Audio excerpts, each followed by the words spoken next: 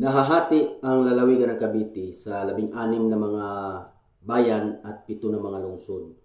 Ang mga sakop nito ay ang lungsod ng Bacoor, lungsod ng Cavite, lungsod ng Dasmariñas, lungsod ng General Trias, lungsod ng Imus, lungsod ng Tagaytay, lungsod ng Trece Martires, at ang bayan ng Alfonso, Amadillo, Carmona, General Emilio Aguinaldo, General Mariano Alvarez, Indang, Kawit, Magallanes, Maragondon, Mindis, Naik, Noveleta, Rosario, Silang, Tansa, at Ternate.